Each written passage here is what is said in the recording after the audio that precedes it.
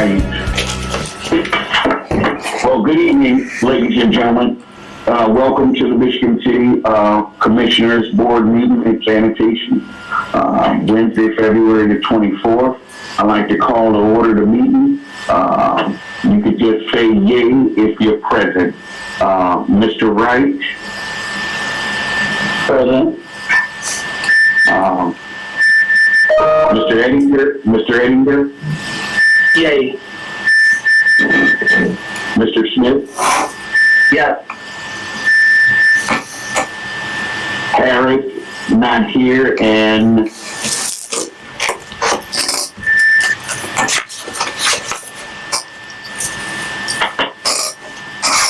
Charlie Keene. Just joined the conference. the last board member is Mr. Smith? What did I miss? I don't know. No, I said Mr. Smith. You said Mr. Smith, you said Holt, Frank Harris, yourself, and Jeff Wright. So I think everyone's accounted for. Okay, I got everybody. I'm sorry. Okay, good. Okay. Could we get approval of minutes? So I'll make the motion. Can we get a second? All right. Will there be any public comments tonight? Is there any public comment from anyone for the meeting? Any public comment? Will there be any?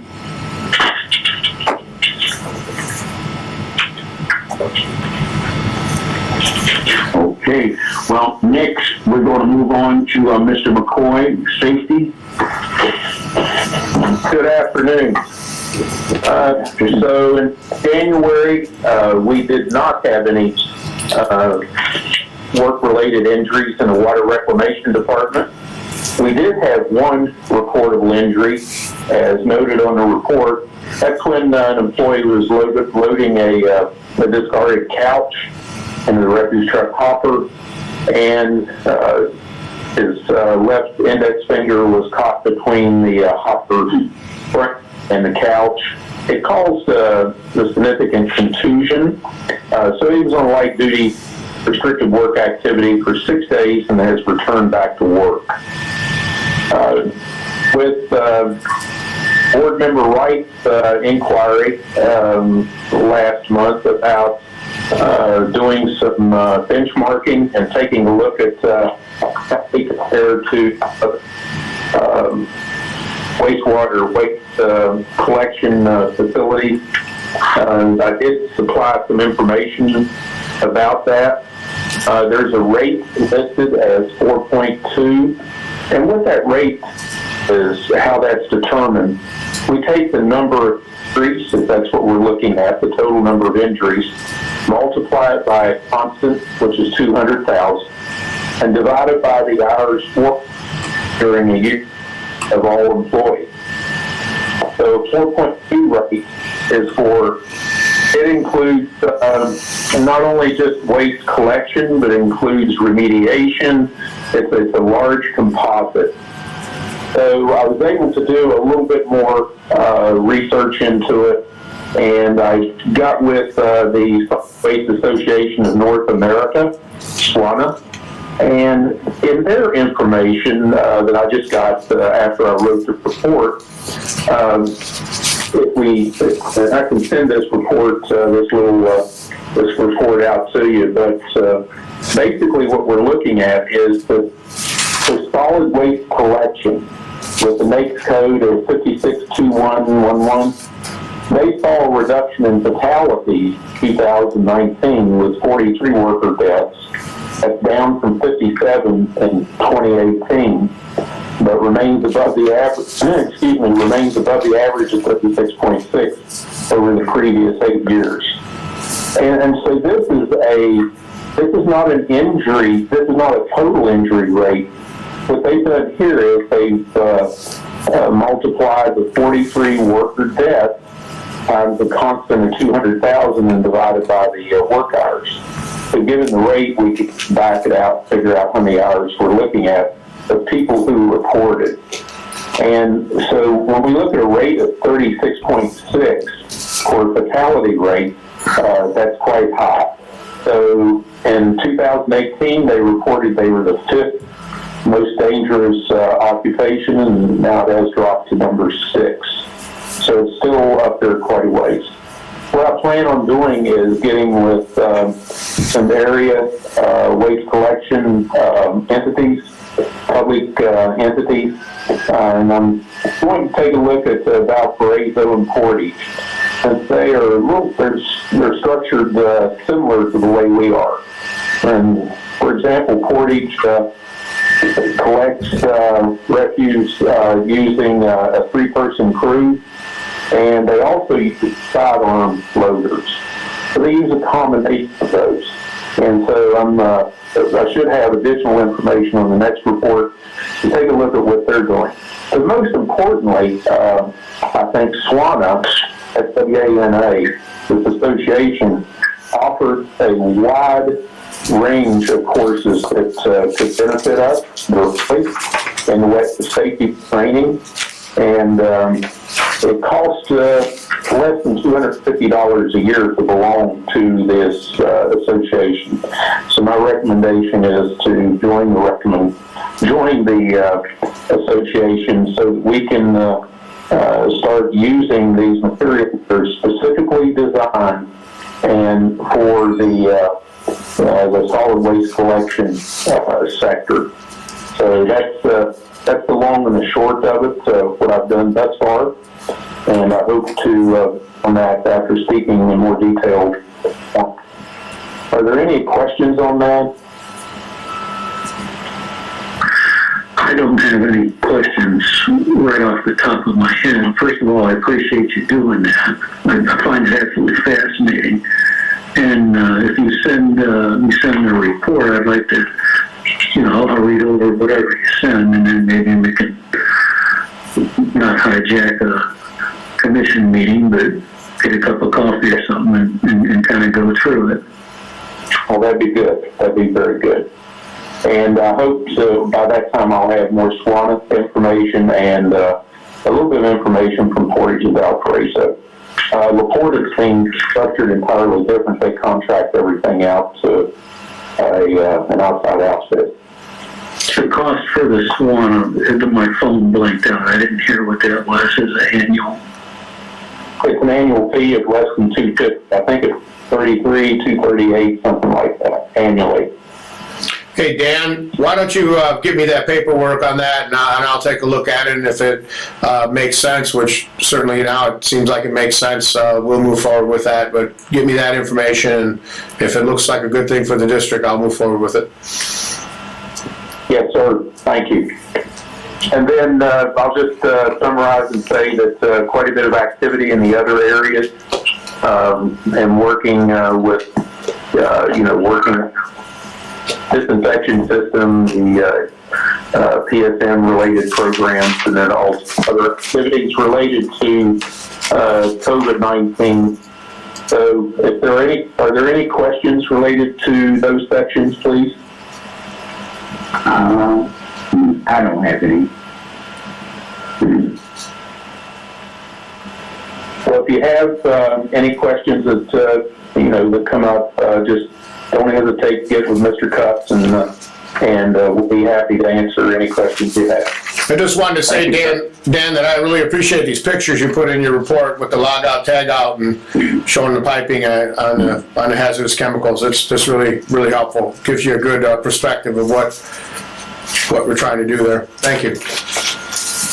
You're welcome. That's a little bit more complex than just putting chlorine in the water and putting sulfur dioxide in to get rid of the excess. So it's just a lot of work by operations and maintenance folks. Thank you. Thank you, Mr. McCoy. Are we going to go over the bids, or are we going to skip down to the shaded in, the ones that highlighted? No, the next thing is opening the quotes and bids, which is the White Ditch dredging project. Okay, you have the floor, Mike. Okay, we've got 3 quotes. I actually brought my computer in here today, just in case there's any more. I checked my junk mail, and I checked my clutter, and I don't see any.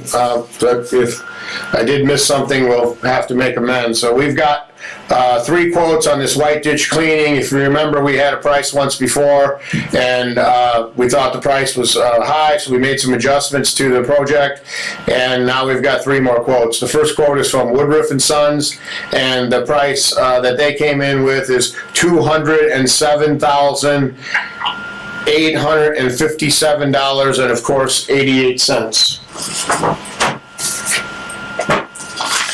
The next quote that we have is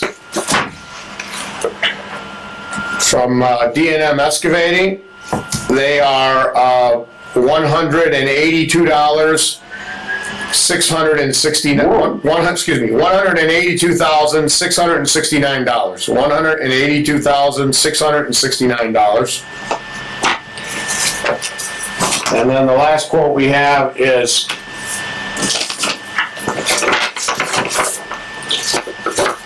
from HRP, and they are $178,448.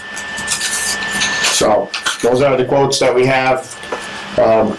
Just off the top of my head, it doesn't look like the price went down at all, and I know Jeff, city engineer, gave us a list of other people to send the quotes to, and it doesn't look like any of those contractors supplied us any quotes, unless I might be missing something, but I did look pretty thoroughly here, see if I missed anything. It doesn't look like it. So those are the quotes.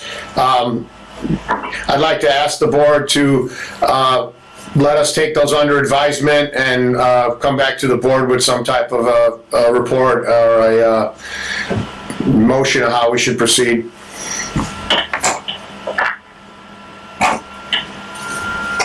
Could we get a motion to take this under Hold on, advisement? motion. And I'll second it. All right, no opposed. All in favor, I'm sorry. Aye. No opposed. Okay, you want me to keep going, Gary? Yes, go ahead, Mike. I don't have any kind of an official report on COVID-19 responses. I'm really not aware of any COVID-19 issues that we have currently at the sanitary district. It doesn't mean we don't have any, but I'm not aware of any. And it seems to be dying down, as you know, if you follow the news at all. So we're pretty good there. I did tell the staff more recently about the extension of the COVID leave that the board approved, I believe, at the last meeting. So that's good that they'll have that. That goes through the end of this month. I don't know if Congress is going to want to extend that or not, or if the board members are going to want to extend that for the district. It's something we can address maybe at the March meeting, but that's all I have on that COVID response. So I guess item 8, Gary, is next thing is the insurance. You want to move to that? Chesler, yeah. Scott Chesler, is he in? Yeah. Good evening. Charlie Keen's on the line. It's that time of year where we go through the insurance renewals. And Charlie's put something in your packet. And I've asked him to provide a little more detail in a couple areas, but I'll let him take it over from here. He'll walk you through it real quick. Okay? All right, here you go.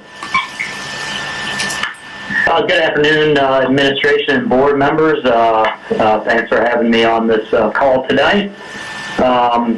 So I don't know how detailed you've looked into the information in your packet. However, without going into great detail and kind of the format that we're in, I just go to page number 4 of 8 and talk about I'm on the first presentation, the property and casualty renewal, not the workers' compensation. So just to talk about the 7-year loss analysis on the top of page 4. So overall, the district is doing pretty well from a loss ratio perspective.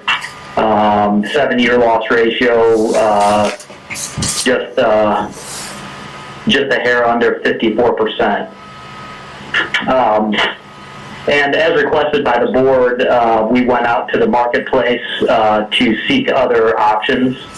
And the 2021 market review is there on the bottom of page 4 of 8. So we went to other markets that are specific to public entities and utilities. Liberty Mutual, Trident, Cincinnati, Houston Casualty Companies. And you can see the results there. So Travelers is really the only viable option this year.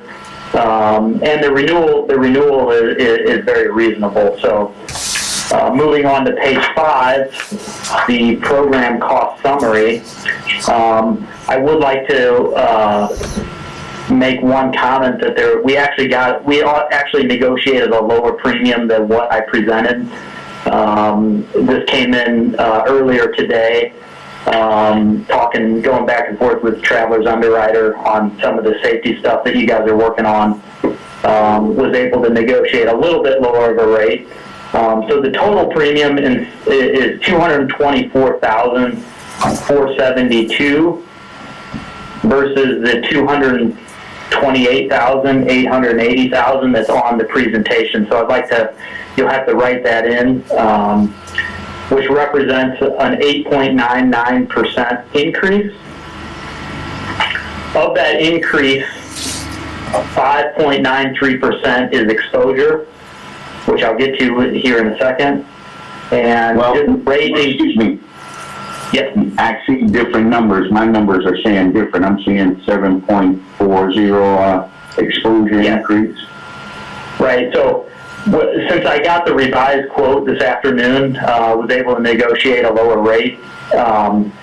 When you redo the calculation based on the new number, the 224,472, that brings down the change from expiring to 8.99. Yeah, sorry about that. I apologize. I wish I could have gotten this the first time around, but I had to get this over to Mr. Cuff on Monday. But it's a positive change. So you'll have to write in, instead of 7.4%, you'll need to write in 5.93%. And instead of the 3.74% rate increase, you'll have to write in the 3.06%. And then the total's the same, 8.99? Correct. Mike Milosevic.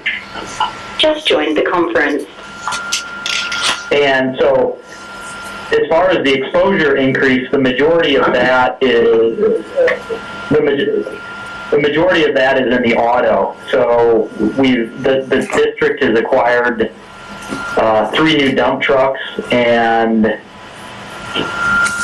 most recently, which I think you're aware of, and as well as a semi-tractor that they purchased, I think, back in May, and I may not be right about that.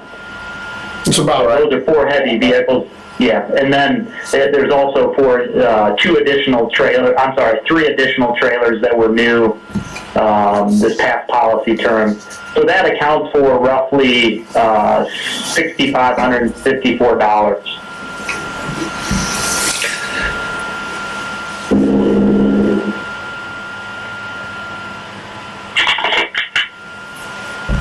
Are there any questions this far?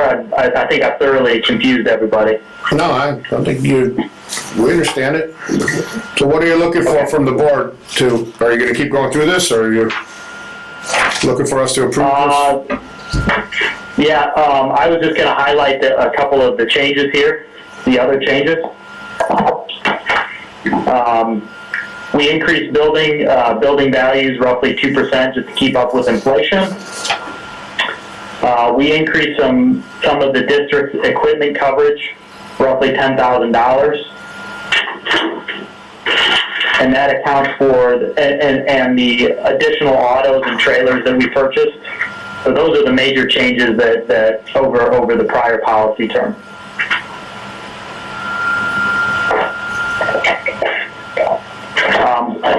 Scott, did I hit everything, or do you have any questions? No, I think Charlie said everything. I've been through this with Charlie. And I mean, the real, like he said, the majority of the increase is due to the fact that we've added some new vehicles. They're over $600,000 in value. And, you know, we've been using these vehicles and they're working out great.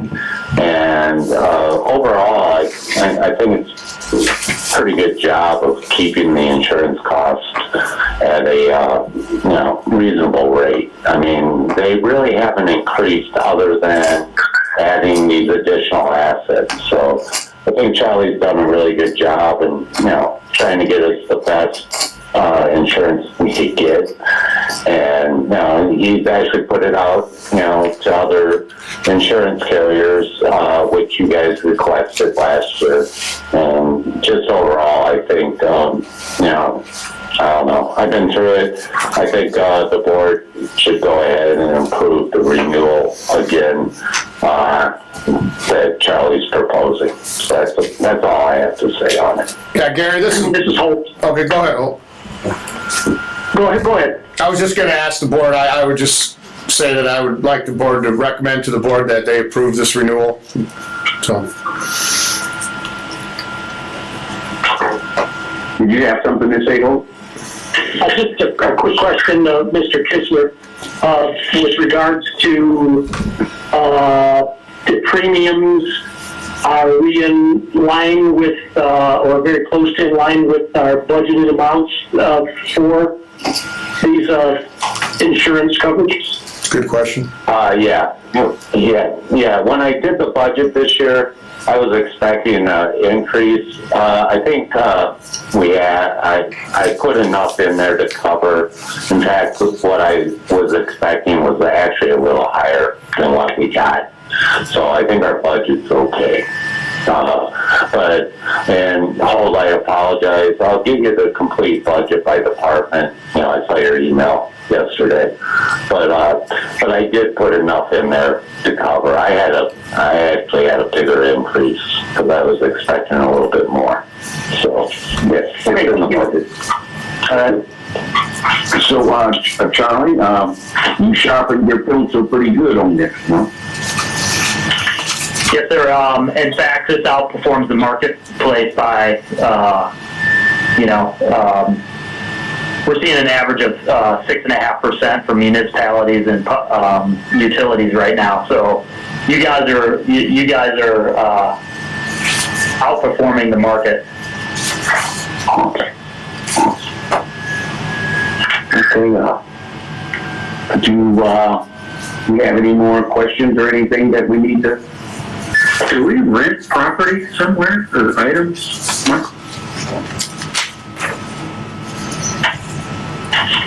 We rent out. Hey, Jeff, Jeff, this is Scott. We don't really rent property. We do have some rental agreements. We rent like the GIS printer that Tony Babel uses. We, lease some other equipment. So we have some rental property, but it's not like land or buildings. We're not renting any of that. So I see. I'm not an insurance guy, Scott. I just saw on there damage to premises rented to you limit is $500,000. I didn't even. What was that? I didn't know if we rented other buildings or other. No, we're not renting any buildings or land or anything. So it's more equipment. So that provision really is kind of redundant. I mean, it really doesn't apply. Charlie can correct me, but I think it's just a provision in insurance. Yeah, I get it. I think we bought some equipment. I kind of get that. It's just that. I see a 10% increase. It sounds like a lot, but I mean, I guess it is what it is. Yeah, it is. It's just the value of the equipment. I mean, even though technically we're leasing those CNG dump trucks, I mean, it's a capital lease. So at the end of 3 years, that equipment's going to be ours. So it's not a real lease. It's not like we're going to get this equipment back. You know what I mean? So it's ours. It's actually just a way to purchase the equipment. So, okay, I hope that helps. No, well, I probably couldn't. Go ahead. Hello? It sounds like Mr. Wright was speaking. No, I was just gonna, just one last question. The $5,000 deductible, can you tell me about that a little bit? Just briefly. Hey, Charlie, help me out. Sure. The $5,000 deductible is a property deductible, so that works just like a normal deductible, like it would on your auto if you get into an auto accident. Or if it's just you pay it. So basically, the sanitary district retains the first $5,000 of the loss. I see. Okay. Okay, could I get a motion to,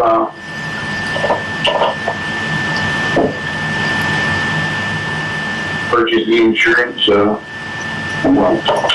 I will make the motion, Tim Smith, to renew the insurance policy with, I'm sorry, I don't have it in front of me. I'm looking at Travelers.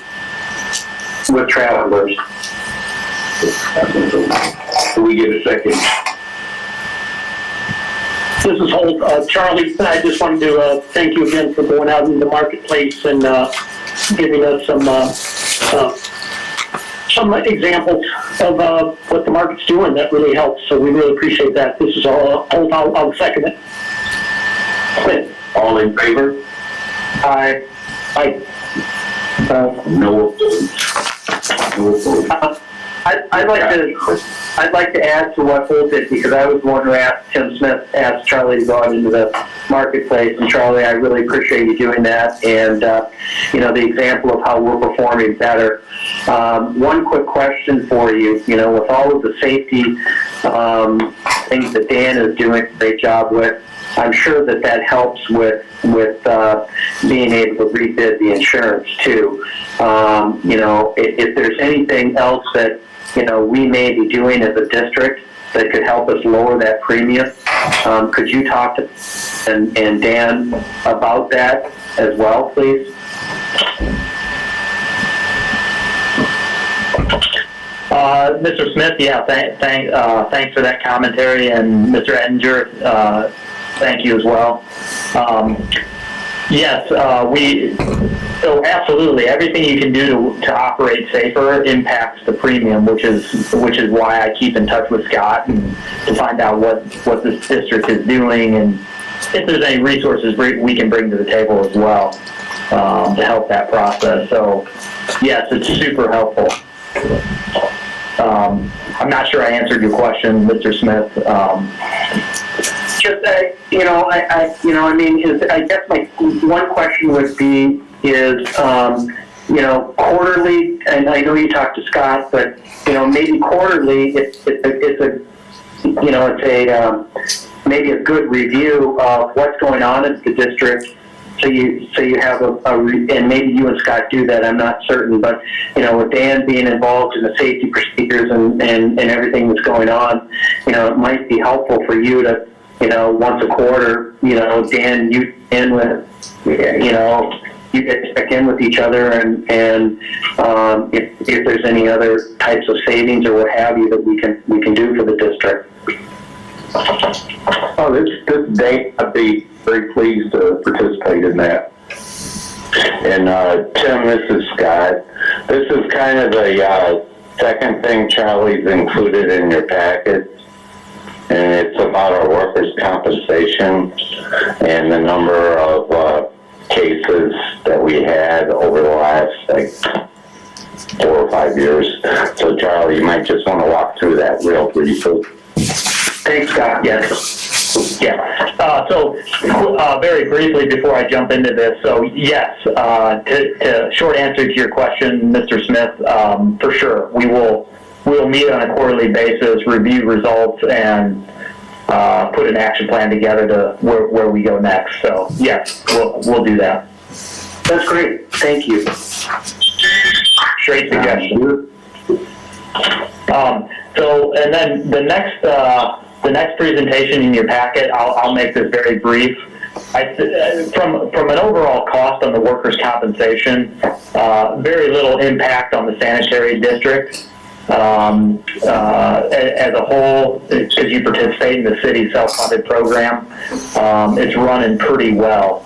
And I think what Scott was referencing was page 3 of 4, where I outline losses, paid claims, number of claims for each of the 3 departments in the district. So broken out by refuse, reclamation, and sewer cleaning.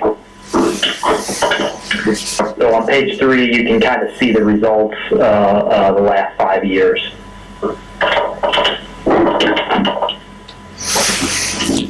Results were pretty low for sewer cleaning in 20 to 21, huh? Last year? Yeah, so there was only one claim, which is $829. which is awesome. Mm-hmm. Great work on that front. And that's trending in the right direction. Yes. Yeah. Yeah. Is there anything we need to approve on this or anything, Charlie, or is this just FYI?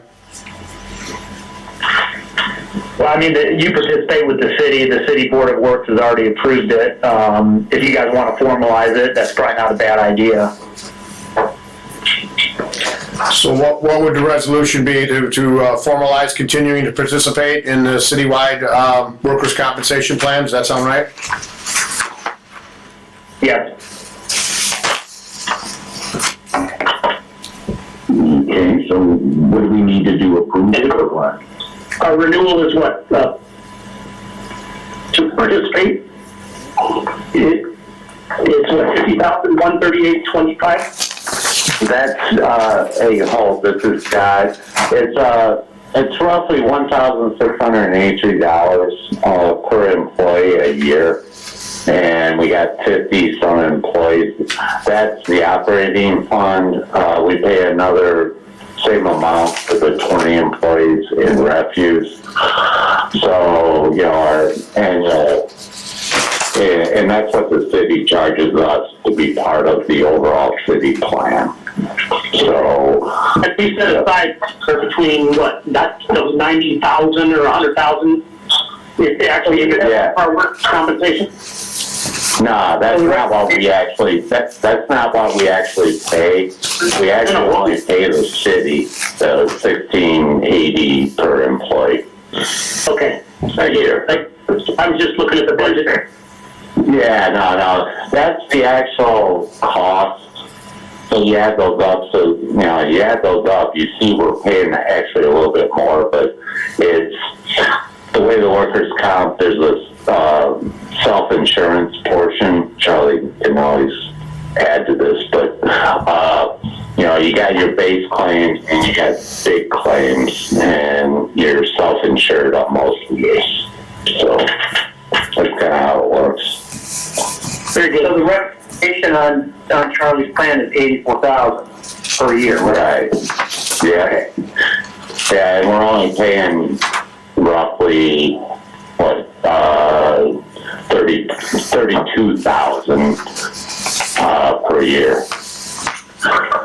So, but they take all the city departments, add them all up, and the district does pay a higher rate than the rest of the city, which makes sense because of the refuse department and their historical accident rates. So we do pay more than other city departments, but not a whole lot more. Scott, I thought you said it was more. Scott, I thought you said it was $1,600 an employee per year. It is. That's what we pay. Well, if you multiply our that, insurance, which covers the 80. okay, but I'm just saying if you that covers. What's that? I'm saying if you multiply that by 70 employees, which we probably even have a few more than that, you get more than 32,000. So where are you coming up with 32,000 at? No, that's just for refuse. Oh, I see. Okay. Yeah, refuse is the one that drives our rate up because of the accident rate. So, but just going back, It has, but going back to Holt's question, you have enough budgeted for us to approve this participation in the workers' compensation plan with the city for another year. So that was the Yeah. question that he had, and you have enough budgeted for that. So I think we would like to ask the board to approve our participation with the city for 2021. In the Did workers- we get a motion? in workers' compensation. So, before we do that, so Scott, is it 84,000 that we have budgeted in the budget for this, for next year? I budgeted, our rate has not changed for 3 years. And I always budget, as you know, aside for additional employees we may hire. So yes, we have it budgeted. Okay. But when you say 84,000, you're talking about 84,000 in the operating fund and then 32,000 in the refuse fund. Is that what you're trying to say? I'm talking 80,000 in operating and roughly 32,000 in refuse. Right, okay, there you go. All right. Yeah. I'm looking at the proposed budget of 95,200, so it looks like we're more than covered. Yes. Yes, yeah, I always put a few extra people in. I see that now, thank you. Yeah. Thanks, Holt. Thanks, Steve. Scott, thank you. Could we get a motion? I'll make the motion to approve the workers' compensation to stay with the city and the workers' compensation funded program. Could we have a second?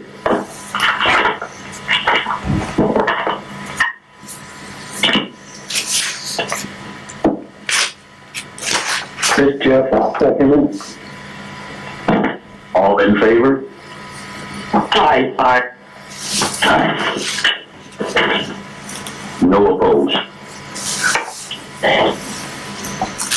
Is there anything else that, No, I think, hey Charlie, thank you, and I think you're done, you can go back to the picnic table.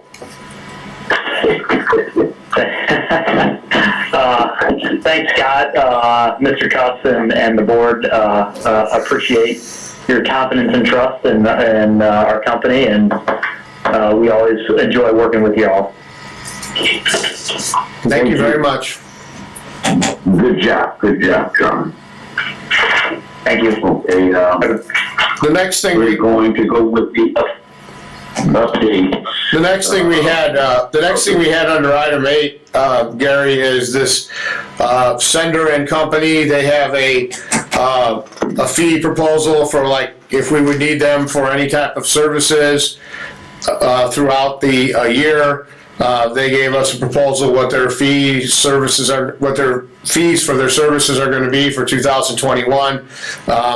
That's included in your packet. We have another thing from them later that's more specific about Long Beach, but this is just a generic or general type of proposal in case we would need any financial services from an accounting firm, and that's in your packet. And I would ask the board to allow us to enter into a professional service agreement with Sender and Company to for any financial services that we may need based on this proposal.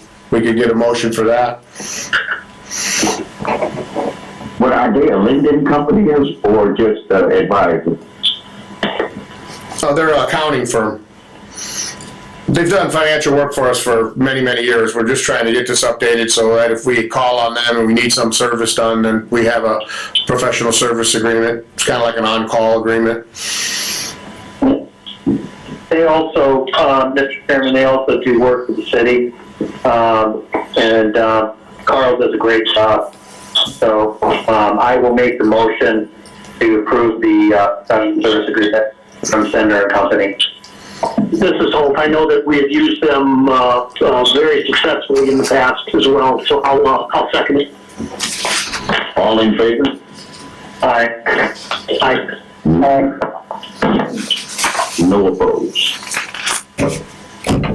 And then now you're on to the cash balances, Scott.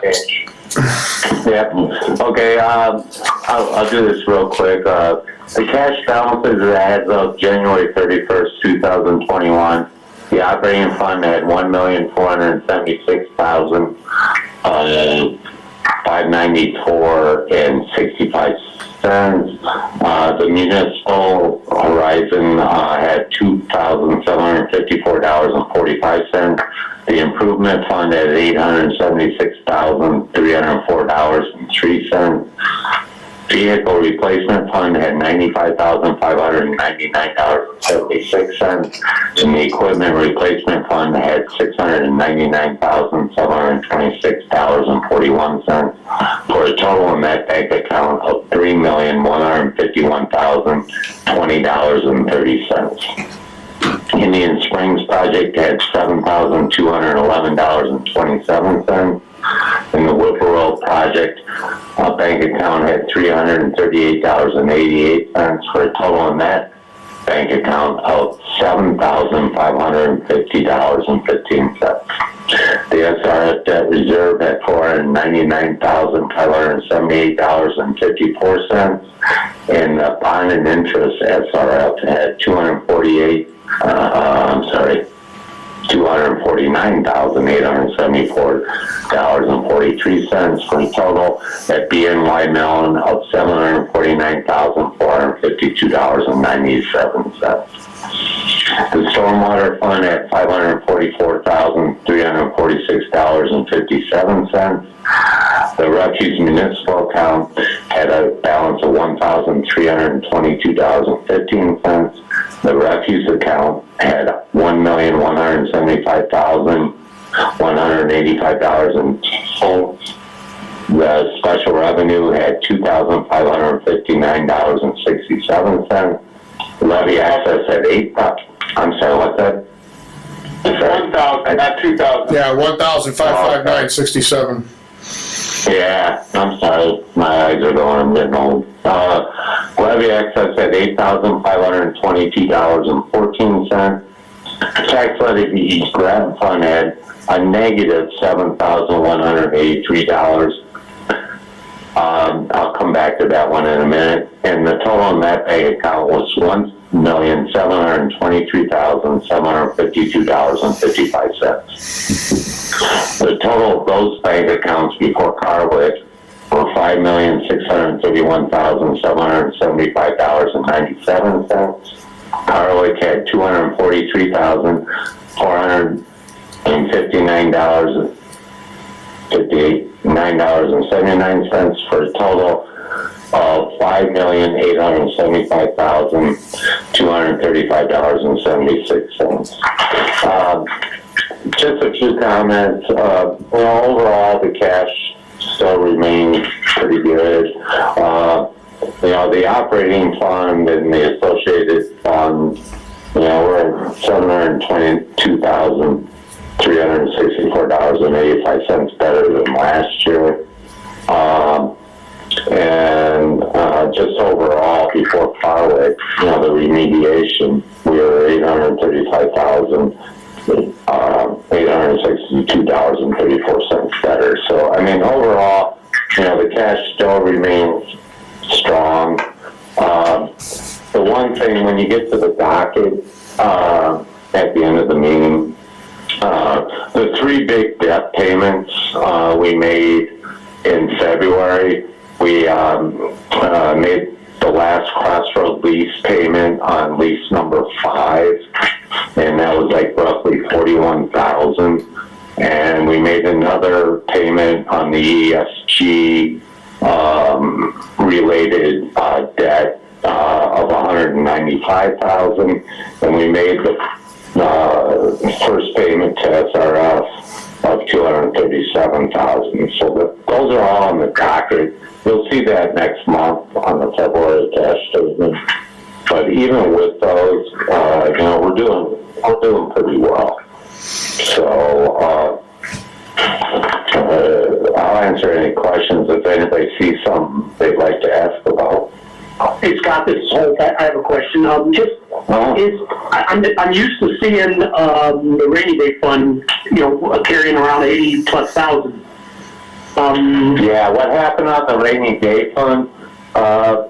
We had we established a grant fund for the Cheney Run project, and I thought we were going to have to match some of the cash. So I transferred the rainy day fund money that it had been sitting there for like 2 or 3 years. I transferred it to the grant fund to possibly cover any match we'd have to make on the Cheney Run. So I moved it from the Cheney Run to the grant fund, and I'm glad you asked that, Holt. And that's, see that negative $7,183? That's actually now $57,000 as we've collected the cash on all these various grants. So I transferred it to cover anything that we may have to match, because it was just sitting there, it wasn't being used, and I just thought it was the place that we should move it to. So are you going to transfer it back? Thank you. Are you going to transfer it back? Are you going to transfer it back then, or what? No, I'm going to leave it there in case, we, until all those Cheney Run grants are like finished, and then we'll see where we're at. And at the end of the day, then we can move the cash wherever the board would like it to be moved, I believe. Right, Mr. Meyer? Yeah, the rainy day fund actually is only supposed to be sent to transfer with permission of the board. That's what I thought. And of course, if it's temporary, you can move it right back. Yeah, that's why I was asking. Not a big deal. Yeah. Mr. Meyer, I did request the board to approve that transfer back in the day. I just letting you know that those are the rules. I didn't. Yeah. I'm supposed to remember what you did and when you did it.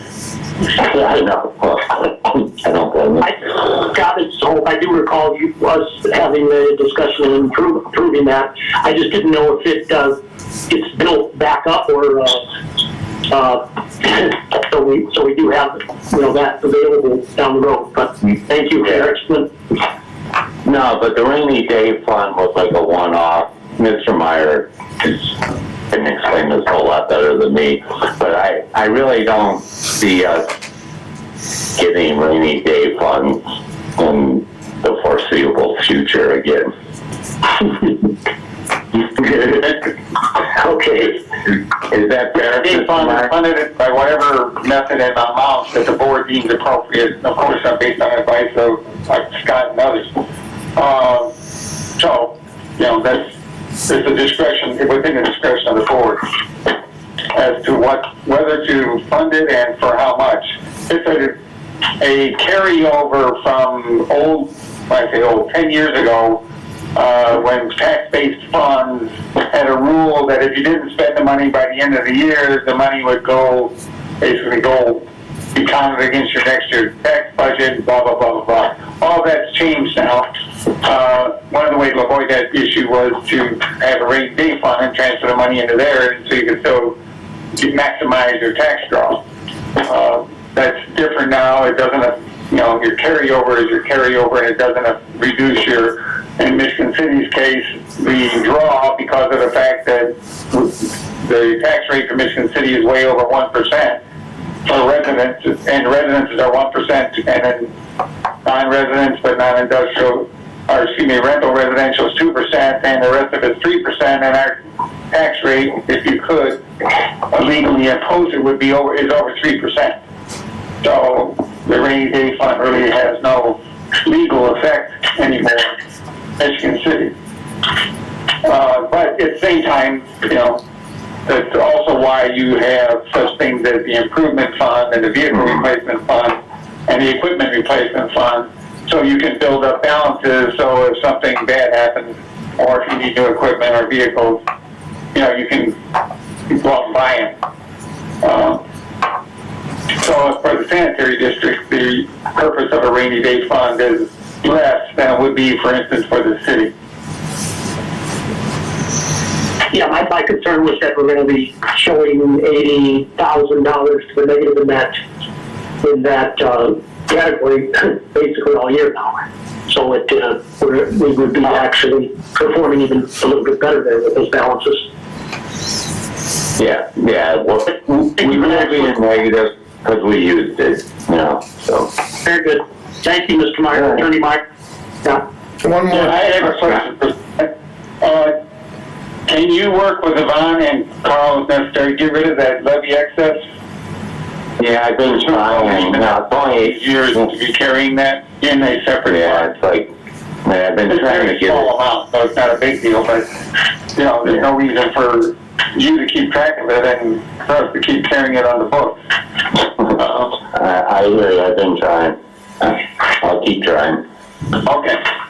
Yeah, I think think you just, there's something about you gotta get State Board of Accounts approval to do it. I don't know. I'm still looking into it, but I've been trying. okay. All right. Scott, you're going to finish your revenue. Yeah, I'm gonna finish real quick here. Hey, before you, Scott, this is Michael. Before you go on, I just want to let the board members know about the Blue Chip Casino billing error. And Oh, yeah. there's been the water department does the billing for the sanitary district based on the water flow, and they've made a big error in the amount that they've billed the Blue Chip, and we've way overbilled them. So we may be crediting them back a large sum of money. I don't know. Scott knows approximately how much it is. So next month the revenue. It's a little less than I thought, Michael. Okay. Which is good news, but yeah, it's still. Was it like $30,000 or something, or? Yeah. So that $30,000, 28,000 or something I saw today. So anyways, you might see a little bit of a dip in the revenue next month, but that's the reason why. I just thought I'd bring that up now so you're aware of that. Thank you.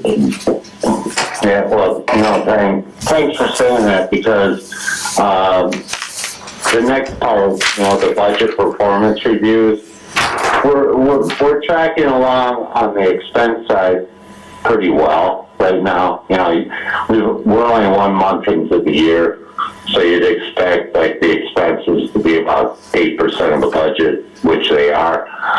The wages and benefits for the operating fund and the refuse fund were more around 10, 11. That's because January we actually had 3 pays as opposed to the normal 2. And then February we have the vacation bonus payment, so it's going to be a little higher. But we're tracking pretty well across all the funds. But the reason, to Michael's point just a second ago, you don't see any revenue recorded yet, and that's because the water department put a new billing system in, and we finally gotten to a point where we can start recording the revenue on a timelier basis. It's still a work in progress, but we're getting close. But to Michael's point, next month I may come back. Instead of issuing a credit to Blue Chip for the next 2 years, we may just ask you guys to approve a one-time payment, pay back the over collection, even though it had nothing to do with us. In fact, I don't know. We actually pay the water department to do our billing, so it may bring into question other things. But anyways, I may come back to you next month and ask you to approve, just to clean up the overbilling, a one-time payment back to Blue Chip, just to clear it all. So, anyways, but the budget performance reports overall look good. And, the district continues to do a really good job in controlling all the expenses. So, I'll answer any questions if you see something on those reports.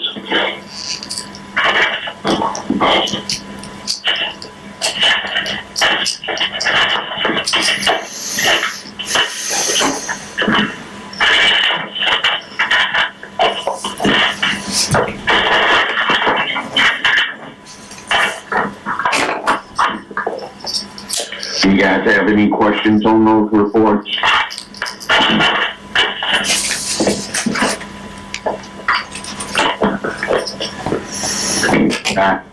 Thank you, Scott. Hey, thank you. And sorry it took so long. Thanks. Good job, Scott. The updates of the projects, Mike, you're going to I'm gonna go. get an update us here. I'm gonna go through these. The Cheney Run project, there is a little bit of planting that needs to be done to finish out the project. And also we have about $71,000, I believe, in retainage. So that work should be done here in the early spring or early summer, excuse me, or late spring, that planting that needs to be done. And then there's, so what we did was the Solgo grant that's funding a large majority of this project, we went to them and asked them to extend the project out for another 6 months. So they've extended it through June 30th of 2021. That way, when we do this planting, we can get reimbursed from Solgo, which is Sustain Our Great Lakes. That's what that stands for this planting. And then we can also include the retainage and get all that reimbursed through the Solgo grant. The fence work that we had did before, originally had talked about getting that reimbursed through Solgo, but I just sent a memo today to the redevelopment commission to have them fund that portion of the project. So that worked out really well. The Carwick dump site, there's really no change there. That's just waiting for the grass to grow. As you know, we implemented some additional measures with the shore socks that the grass didn't really take in very well, and we're hoping that this spring and summer all the vegetation and the grass will come in and we can maybe close that project out. The next thing we have is this North End study. That's the study where we're analyzing and making a drawing up of all the storm sewers and sanitary sewers in the north end of the city to help with potential development, so that if a developer comes into town, they could say, oh wow, I want to build something here, what's your capacity, and where are the sewers, what's the inverts, and so forth. Most of the work is done. One of the spots that we're struggling with is we wanted to get a model of the sanitary sewers. We have a model of the storm sewers already that's getting refined, but we had a little meeting and went over that. I put the meeting notes in your packet, which certainly you can read. The stumbling block to finishing this project is to model the sanitary sewers. We had anticipated that was going to be about $5,000, and now that's coming in closer to $50,000 or $60,000. Haas was trying to subcontract that through a company called Strand and Associates out of Joliet, Illinois. They are really good at doing modeling, and they're known throughout the country. So they're a top-notch outfit. I've talked with Michael Ott, is his name, an engineer there with Strand and Associates, about what they were proposing and is there any way to reduce that down. And we may even just put all this together in a request for proposals and send this out to some other firms also to see if what they can do to maybe cut the cost down on that a little bit. But that's where we stand on the North End study. If there's any questions, you guys can just jump in as I go along. If you have any questions. Oh, Michael, this is Jim. Yeah. They came down on their price after you talked to them, right? Yeah, they did, based on doing less locations and less inputs and so forth. But I don't really think I got a firm proposal from them. They just told me some ballpark figuring that they thought they could come down to. But as you also know, I reached out to V3. They said they could do that kind of modeling, and a couple other firms I've talked to too that said they could do that type of modeling. Right. Good job. Thank you. The next thing on the list is the Long Beach Sewer Project. We don't have very much progress on that, other than the fact that we have this proposal from Haas and Associates to actually do the engineering design, bidding, and construction services for the sewers. I really want to thank Mr. Jeff Wright. He spent a lot of time looking this proposal over and making a lot of keen remarks and comments, and Mr. Meyer also, and Stanford chimed in some, and we went back to Haas and Associates, and they refined the proposal a couple of times to include some information and different items that City Engineer Jeff Wright thought were valuable, and they're very easy to work with at Haas and Associates. We appreciate that. And then the last thing we did was we asked them to cut down the construction services fee from a $375,000 proposal to a not to exceed amount of $325,000. We felt that was more in line with what the project would require, and also we believe that the sanitary district might be able to help with some efficiencies there by doing some of the minor inspection type work that goes along with a project like this. So Mr. Haas did that in this proposal. Also, there was one other thing where they want to look at, we need to upgrade 2 lift stations that the US Highway 12 and the Shoreland Hills lift station will need to be upgraded to handle the flow from this Long Beach Lakeshore Drive area.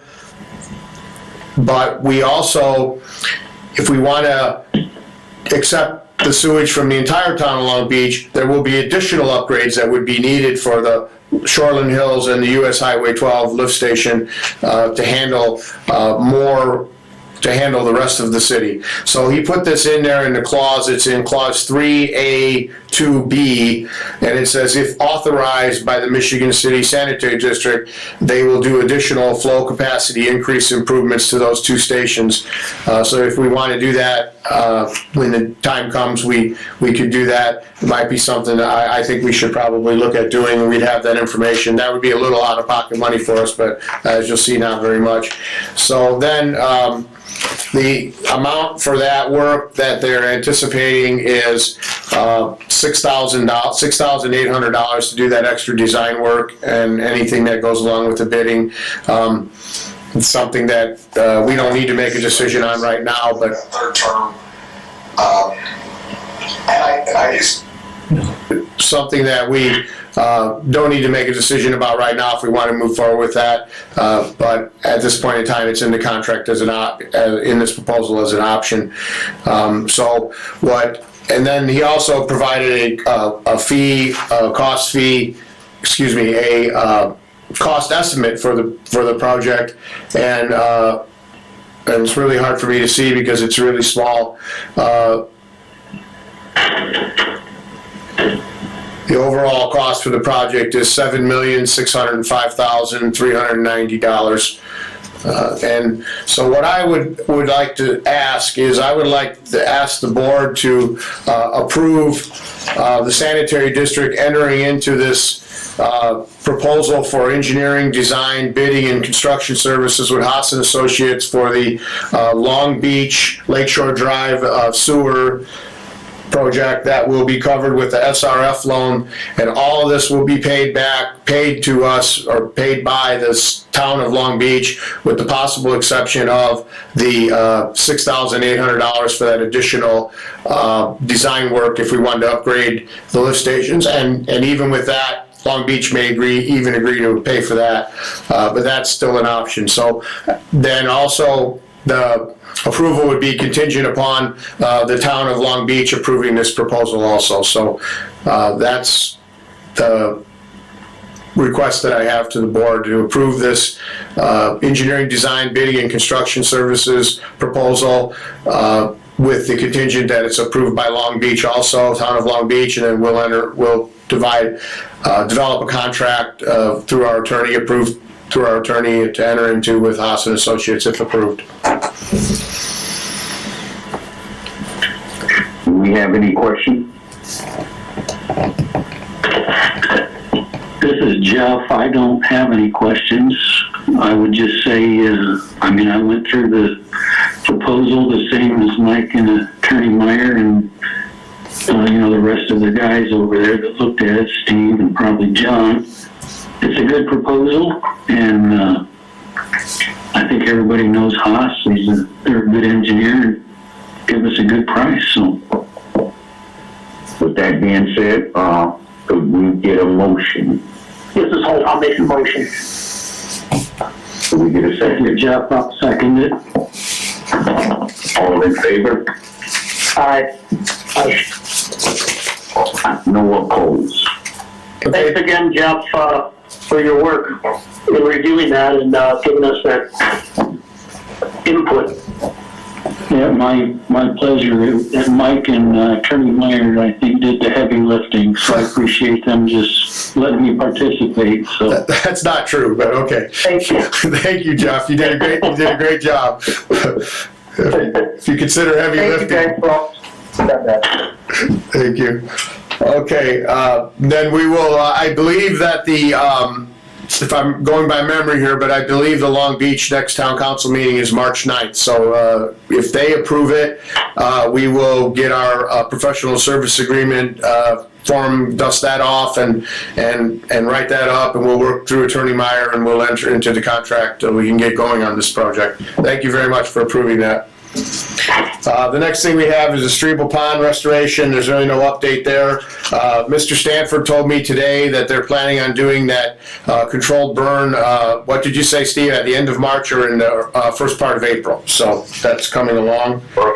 And the US Highway 30, 300 North and US Highway 421 sewer project. I talked with Matt Reardon at the county, LaPorte County. He has no update.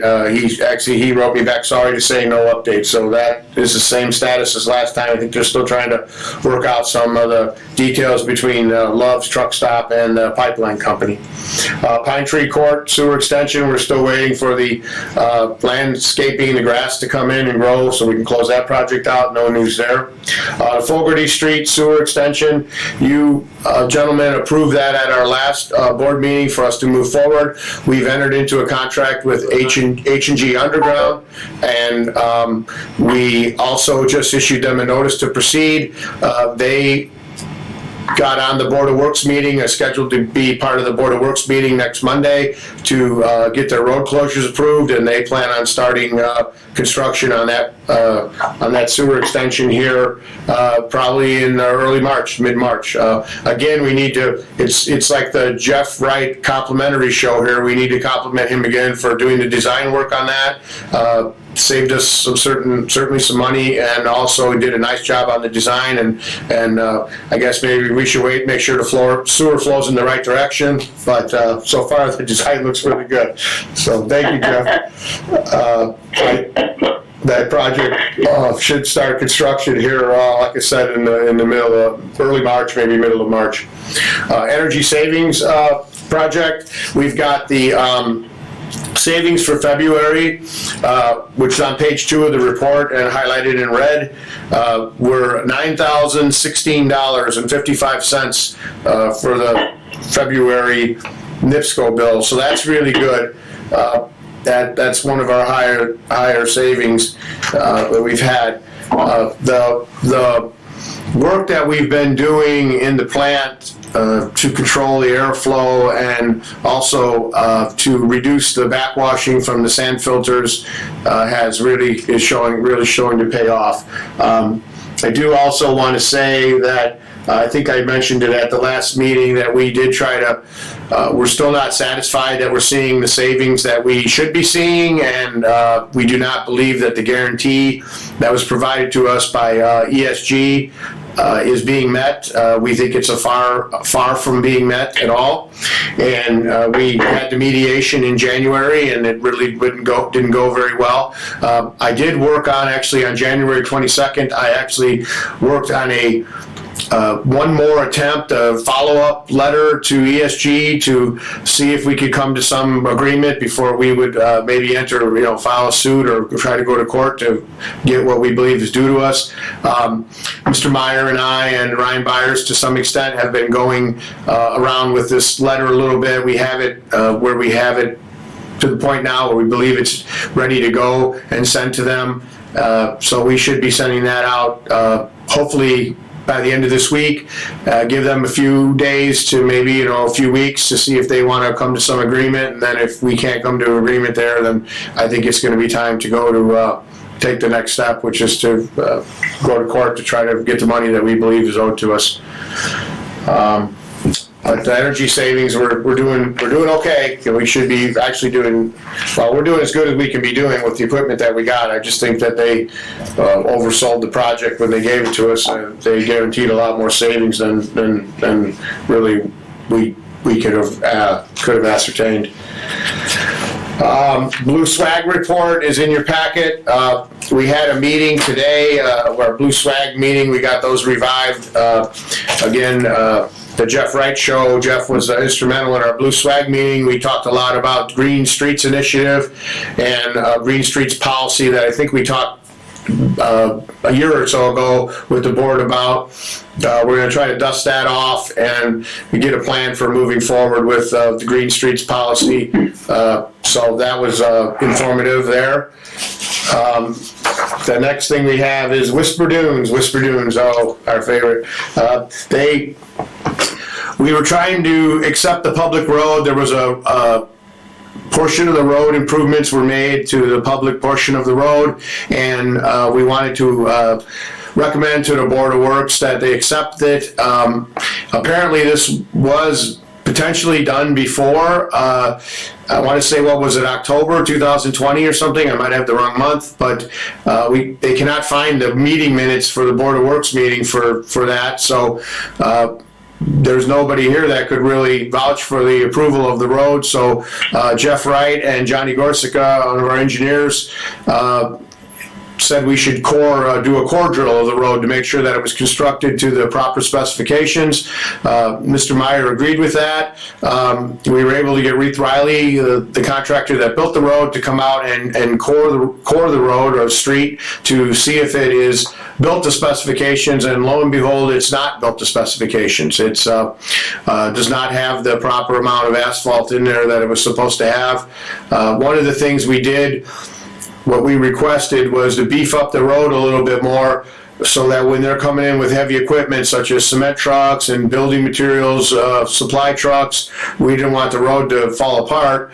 That's why we asked for a little thicker sub-base and base and asphalt layers, and it was not built to specifications. So now we're talking to the Redevelopment Commission because we cannot recommend. Obviously, this is something that Jeff Wright, being the city engineer, is really on the hook for making the recommendation, but the sanitary district was looking over that project at the time and still does. And John Gorsica, one of our engineers here, has a lot of experience with road construction and so forth, so he's been helpful. I'd like to thank him for that. So we'll find out where that is, and we'll have an update for you at the next board meeting. Wastewater treatment plant projects, I took off the ones that we talked about last week. I really had every intention of having my final report done on the digester operations, volumes, and heights. I really just have some pictures. I want to get a few more pictures and put some new pictures in there, and I just haven't got that done yet, so I'm sorry about that. I know you guys are eagerly waiting for that. But I will say that the improvements that we made to measuring the digester heights have been paying dividends. We've had 3 or 4 occasions now where we've gotten alarms, either low-level or high-level alarms, and it's pointed out to us that we've had some clogs in our lines, our transfer pipes, and also twice I think we lost our seal. We actually have a seal that seals the gas on our digesters, primary 1 and primary 2 digesters, and when the tank level dropped, we realized that we had lost the seal, so we had to go back there and flood the top of the cover so that it recreated its seal, so it's been pretty helpful. Mud well installation, we got those new mud well pumps in. That's working really awesomely. The mud well pumps pump down a lot faster now. It used to take maybe somewhere 15, 20, 25 minutes to pump down. When the filters, the water goes into the filters and it filters through sand, and then over time the the fine particles that are in our secondary effluent build up and they won't filter very good through the sand. So you go into a backwash mode and water and air is pushed backwards through the sand to loosen up the solids that are settled. The water is obviously dirty at that point because it's loosening up the solids that were captured in the sand filter, and then that backwash water goes to the backwash holding tank, which is aptly named the mud well, and then there's these mud well pumps that pump the water back to the head of the plant for retreatment. Ryan Byers was instrumental in doing some engineering on that, and we found that we could increase the pump size and will drastically reduce our time it takes for backwash, and that way another filter can start accepting, the filter can get back in service and another filter can backwash if necessary. And it'll really help us out when we get into storm event, because we get into storm event, we push our plant. Our plant's designed to handle 12 million gallons, 15 million gallons on a peak. Last time we had that storm event last May, we were pushing 20 million gallons through this plant. And the thing is, when you're doing that, the filters are really a bottleneck, because when several of them need to be backwashed at the same time, they can't do it because this mud well pump locks it out until it goes back down below a certain level so it can accept the next backwash. This will really help us out, so that's great. And then aeration blower control. We're still looking at that. We had a meeting with Salzer just a couple of days ago, the manufacturer of the blower, and tried to find out the low limit. And we're actually thinking that we might actually be able to save a little more money. And right now we run one blower, and if our DO and our aeration tanks drops, that blower increases by 5%. We run it at about 60%, and then it increases 5%. And if the DO is still not satisfied, it keeps going up 5% every few minutes. And then if it gets up to 90% speed and it's still not enough air to increase the DO above 2 milligrams per liter, then a second blower will turn on. But what we're finding now by looking into this a little more is that we can actually save extra energy maybe by running two blowers all the time at a lower speed and then ramping one up or ramping two of them up.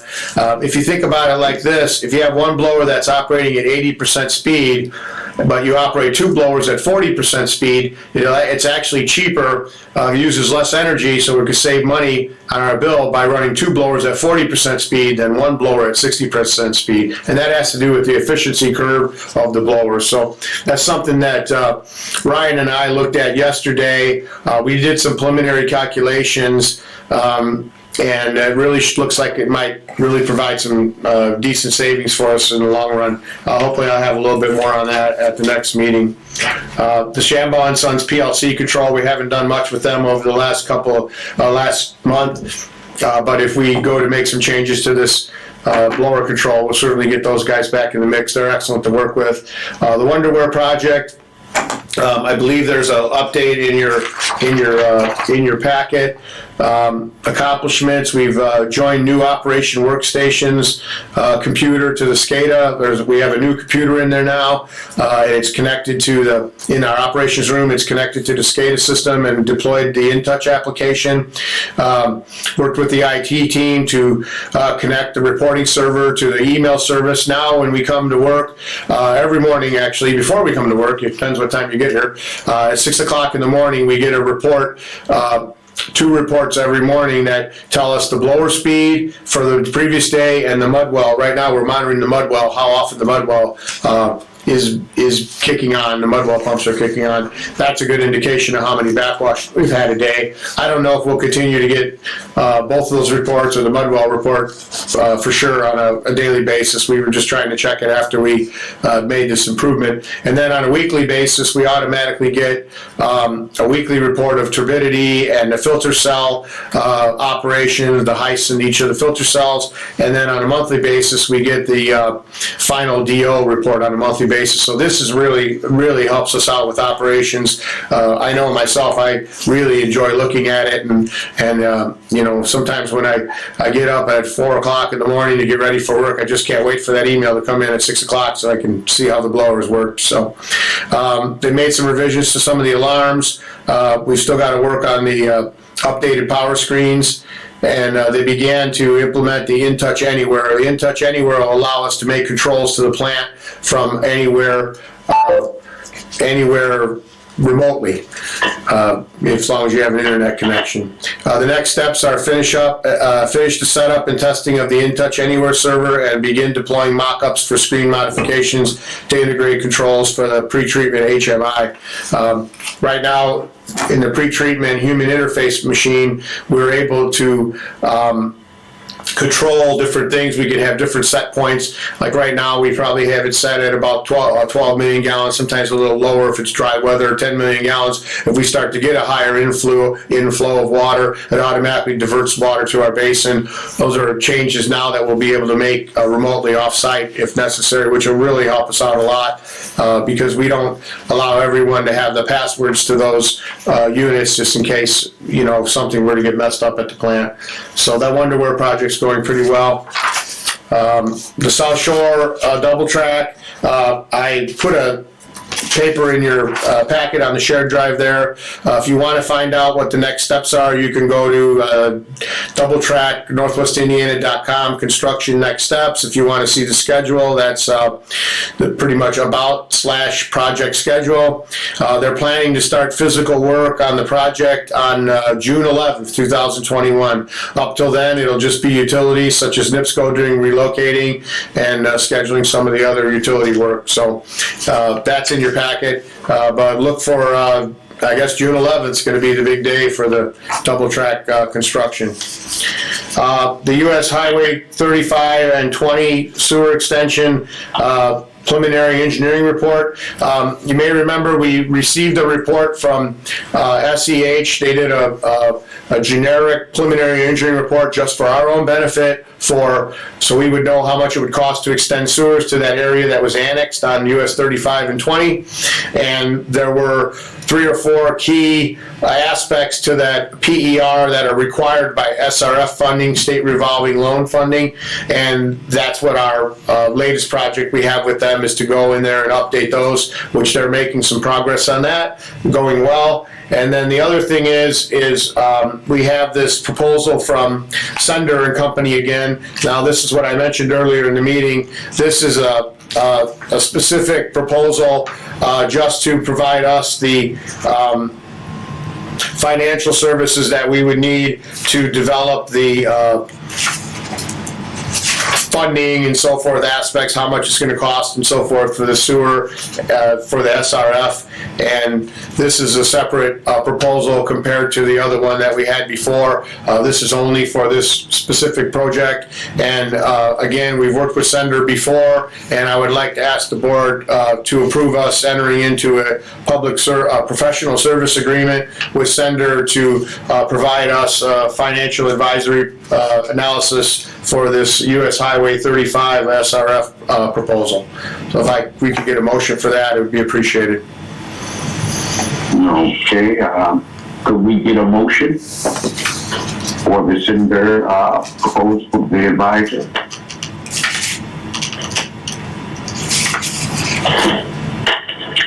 This is Tim Smith. I'll make that motion. Could we get a second? I'll second it. All in favor? Aye. Thank you. No opposed? Thank you very much. The next thing I have in the packet is the land application annual report. Those of you that got a hard copy, I didn't put the whole hard copy in there. This report's actually 212 or 211 pages long. I also put a streamlined version of that on the shared drive. This is an annual report that I prepare every year based on all of our land application services. I think one thing that's kind of good to remember about this land application, that when I arrived at the sanitary district in 2012, we were paying, I think it was $78,000 to a contractor to take care of all of our land application reporting and work and so forth. And since the middle of 2012. I've done all that myself. So, pretty much every year since I've been here as general manager, we've been saving nearly $80,000. And actually, I say $80,000 because at that point in time, we weren't receiving any money for our sludge. Now we're actually getting paid for our biosolids, as we like to call them in the business. It's a catchphrase name that sounds better than sludge, but our biosolids we're actually being paid $4 a dry ton for the biosolids when we haul it, and $1 a dry ton if somebody else hauls it. So that's why I say about $80,000 a year savings just alone on this one aspect since I've been here in 2012. But this report shows that we had on page 2 on page 3, we tested our metals 8 times in 2020. We're really only required to do it once a quarter, but there is a threshold if you go over 1,500 metric tons. You have to test it every other month or 6 times a year. And I was a little concerned because we were still trying to play catch up from that really wet spring that we had in 18. And I thought we might go over that this year, which we didn't. We were 1,054 dry tons, but it also doesn't hurt to test a little more often. So that's what we had last year. We had 1,162 dry tons and 1,054 dry metric tons of biosolids land applied in 2020. Our average solids was 19%. Really right around 20% is where we normally are. And then also I want to point out on page 5, our metals concentrations. If you're looking at this, as you can see, the limit is in black, and the actual maximum concentration, or the maximum monthly average concentration, is in red. And as you can see, we're well below any of the limits. Like arsenic, the limit is 75 for a daily max, and we're at 22. For nickel, the limit is 420, and we're at 31. So you can see our sludge is actually no problems at all meeting the metals limitations that are set forth by the federal government, and also state of Indiana carries these same limits over into their state permit. We have to do a monthly report every month. I don't go over the monthly report with you that I do every month. I only go over this annual report with you typically. And then on the cumulative loading, this is the maximum that over time, I have a spreadsheet now, I believe it's up to 44 pages long, that has every field that we've ever put any sludge on for the Michigan City Sanitary District since we've existed as an entity, and we have to keep track of the loading on each one of those fields. And what you see here is the maximum in 2020 for any one of those fields. And again, as you can see, for arsenic, the limit is 41 kilograms per hectare, and we're at 0.325. So you can see how low we are. And also, I want to add that the copper and the zinc that you see, for instance, and actually the selenium and molybdenum, the selenium to some extent, they're actually micronutrients that the farmers actually like to have, especially the copper and zinc. So we keep track of that also when we send this stuff to the farmer. We also have to do pathogen and vector attraction reduction. For pathogen reduction, we have to keep our sludge at in a mean cell residence time of greater than 15 days and at a mean temperature of 95 degrees Fahrenheit or greater. And in 2020, we had a 20-day mean cell residence time with an average temperature of 99 degrees, so we met the pathogen reduction. And then vector attraction reduction, we have to meet a 38% reduction from when our sludge goes into our digesters to when it comes out of our digesters in order to comply with the vector attraction requirements. And we were at 46 for 2020, so we were well in compliance with that. So there were no violations there, and I just wanted to take a few minutes to go over that report. Every year I try to do that, usually in February. So that's what I had there. The monthly reports from the staff are in your packets. I know that Holt reads these thoroughly because he noticed that I put the wrong report in there for operations.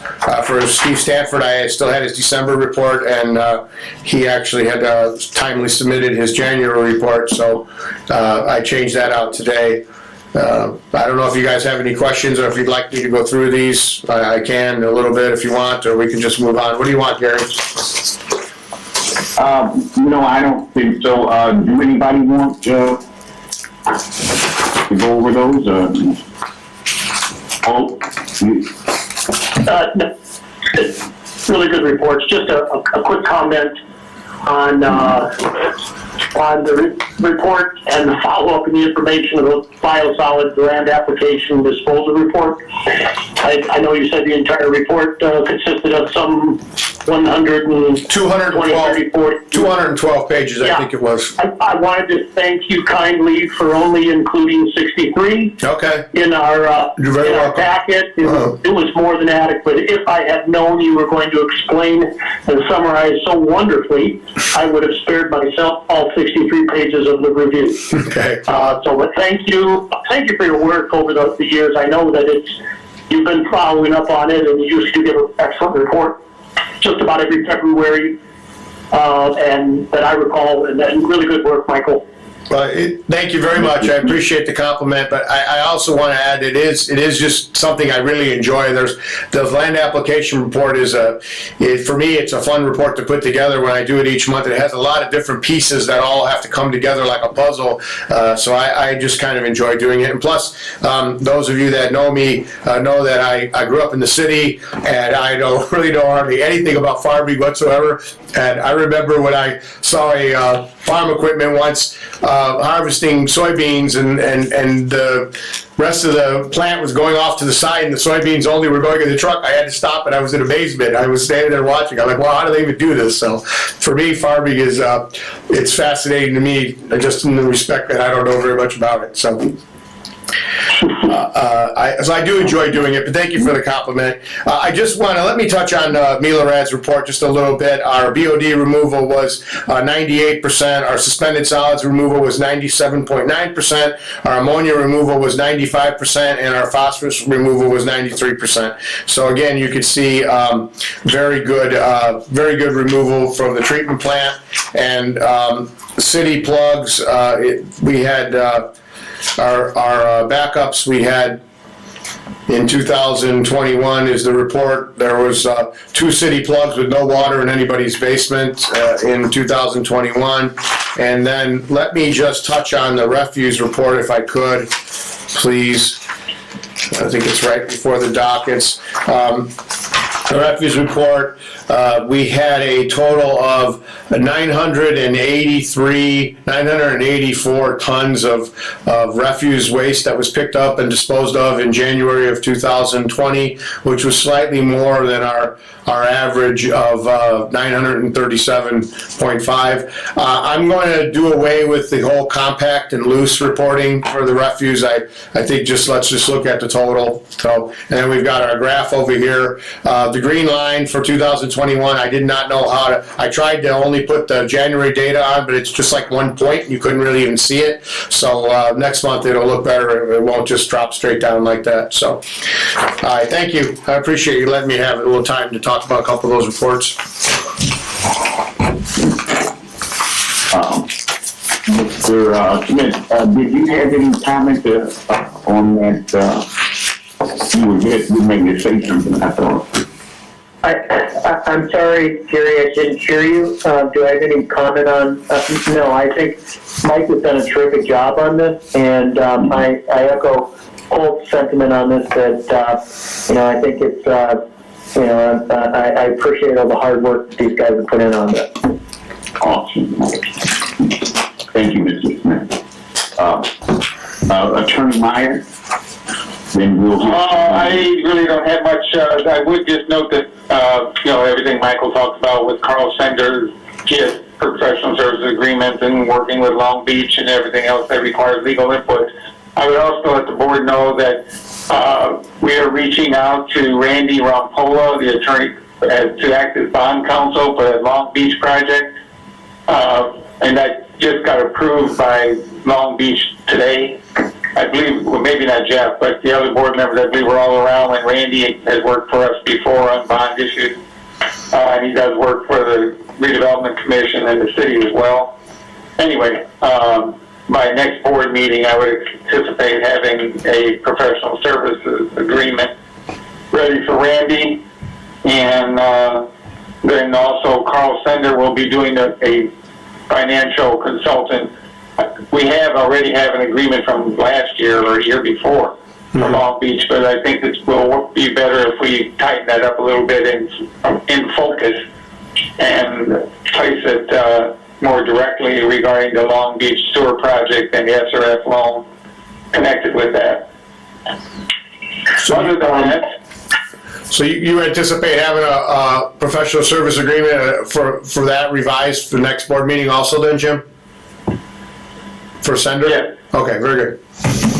right, for that, just like we had, you just did, that the board approved today Okay. for the 2035 area Good. SRF loan. This will be the same, but for the Long Beach Tour project.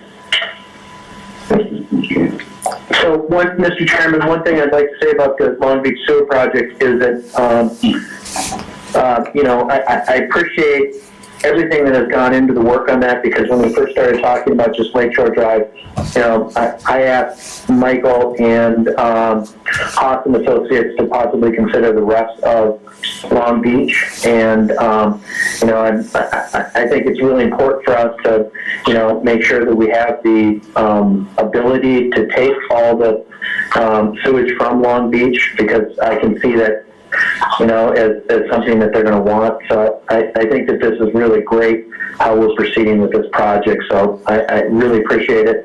Thank you guys all for the work you've done on it so far. Thank you, sir. You're welcome. Attorney Meyer, is that all you have there? Yeah, and I'll try to keep Mr. Kistner in line a little bit, but other than that, I don't have anything else.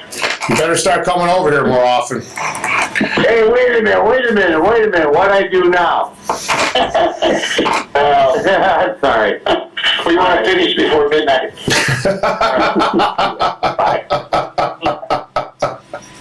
All right, could we get a motion to approve and allow revenues for tax levy and claims for payments? Can we get a motion? Hello? I'll make that motion, Mr. Chairman. Just hold on. Okay, any old business? We need to vote on it, Gary. Oh, I'm sorry. All in favor? Aye. No opposed. Any old business? Will there be the old business? Will there be any new business? So I'm not exactly sure where commissioner comments go in the process of the meeting, but I just wanted to throw a little tip of the hat to our GIS department there and Mr. Tony Basil. He helped me out with some stuff here the last couple of weeks, putting some maps together, and tell you fellows, they're spectacular. And it's like a 5-mile stretch of road. He's got them all in there to scale, and they're just absolutely spectacular. I sent them on to Director Cuss last week or so, or even maybe the week before that. But just a tip of the hat to the GIS department. That's all. Well said, Jeff. Very, very true. Tony gets it done too. That's the thing. When Nickety asked for a map, and Nicole Barker asked for some map, we had it back to her like in 15, 20 minutes. She was like, what? What did you guys work fast? So yeah, that's the other thing. You get good quality, but it gets done quickly too. You know what I mean? Yeah, he got it done quickly. It was a I don't know, he probably had 7 or 8 solid days working on that, trying to get those done, but, man, they were spectacular, so. Well, great. Thanks for the compliment. I'll pass it on to Tony. Let him know you said that. Well, I'd like to thank everybody for the attendance tonight, and we're going to we'll get a motion to adjourn this meeting. This is Holt, I'll make a motion. I'll second it, Tim Smith. All in favor? I'll say aye. No opposed. The next meeting, a regular meeting, March 24th, 2020. You guys have a great evening. Thank you, Gary. Thank you, board members. Thank you. All right. Thank you.